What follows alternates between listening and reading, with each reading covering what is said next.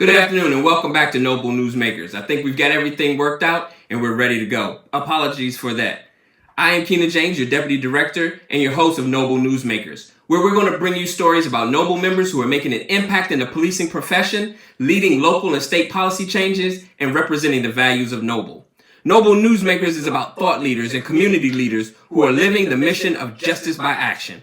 Our Noble Newsmakers are not necessarily representing Noble or Noble policy position, but they are Noble members who are helping build national, even global community that is dedicated to equity in the administration of justice and providing solutions to law enforcement.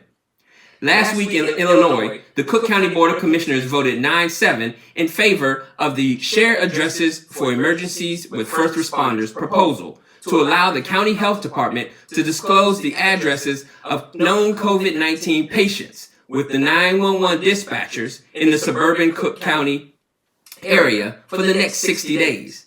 Public safety officials just outside of the Chicago area, including Village of Hazel Crest Chief Mitchell Davis, supported the resolution, citing health risks for first responders.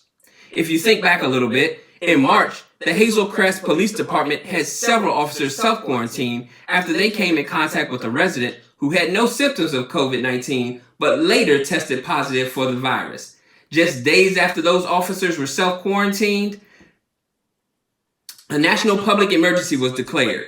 Stay-at-home orders were imposed, and our nation began an all-out battle to stop the spread of COVID-19. Our nation's first responders and police officers have been on the front lines of the pandemic since the beginning. Joining us today is Noble National Recording Secretary and Chief of the Village of Hazel Crest, Chief Mitchell Davis. Chief Davis, are you there? Yes, sir, I am. Awesome. Glad we got that all squared away. Chief Absolutely. Davis. Yes, sir. Couple questions for you. What was the driving factor behind the South Suburban Association of Chiefs of Police, which I believe you're president of? What was their support behind the resolution? And then I'm hearing now that the county board president has vetoed. So kind of what was the position and where are we now? So, as you did mention, I am the president of the South Suburban Chiefs Association, which covers about 70 different municipalities just outside the south side of Chicago. And our concern in this whole process was just making sure that everybody, both the officers and the citizens that we serve, are being as safe as possible. These are times that we've never seen before, and things are ever evolving. So I had been working with some of the Cook County commissioners on the resolution and the content of the resolution so that we could provide access to information that's already available and is happening around the state of Illinois and other counties, but it's not happening in Cook County. Once again, the information is out there, it's available, and we just want to be able to provide as much information as possible to make both the citizens and the officers as safe as possible. As you mentioned, the information is already out there. The survey found that 35 states, including Illinois, as you mentioned, already have this type of information available. And in some instances, at least 10 states go even further, providing an individual's name. So if that information was already being gathered and collected, why was it necessary to get it done at a resolution level for the county? So what the state of Illinois did was the Attorney General in the state of Illinois found that it would not be in violation of HIPAA laws to provide general information. The Illinois Department of Public Health eventually also signed on with that, but what they did was they left it up to each individual county to make the determination as to whether the information would be disseminated. And as I mentioned, there are counties in the state of Illinois that are disseminating information, and Cook County has chosen, it was voted, the resolution passed, but as of a few hours ago, the Cook County Board President vetoed that vote. So that's where we are now.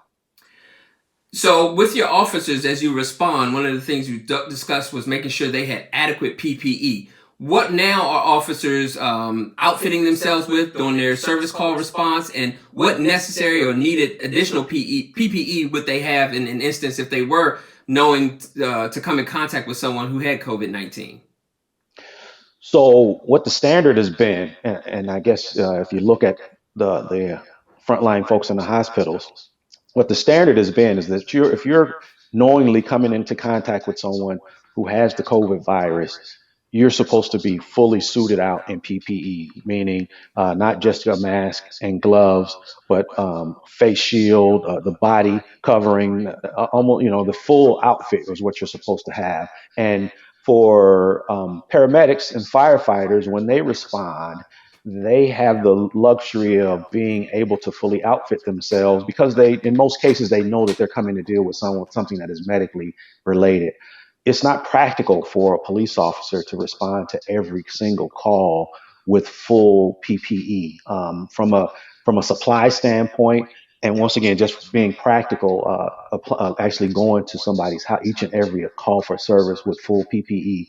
And but if we had that information, we could then fully outfit ourselves as needed, so that not only to protect the officers, but so that we can give the best service that we can give to those folks that we have. And when we go to that next call for service, that we've taken those extra measures to make sure that we're not infecting them as we go to our calls for service after that.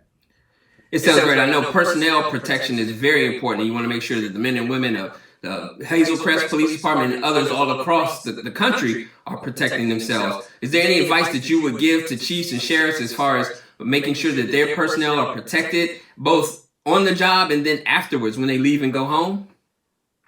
So one of the things that we've done, and this is another initiative, and actually working with the Cook County Board President, we just had a press conference on a couple weeks ago about housing. So one of the things that we're doing here in Cook County is that if we have officers that have knowingly come in contact with somebody that's COVID positive, or they're showing some type of symptoms, we've actually worked with the county board and made arrangement for temporary housing, so that officers don't have to risk taking it home to their families. And from a standard safety basis, what we're suggesting for our officers to do is such as I do. Before I come in the house, I take off my uniform, I leave everything in the garage, I come into the house. First thing I do is I go to the bathroom and make sure that I shower, clean up before I interact with anybody in my household. So just taking those added measures. And when you're responding to calls, we've revised the way that we respond to calls. If there's calls for service that can be done over the phone, we'll do those over the phone.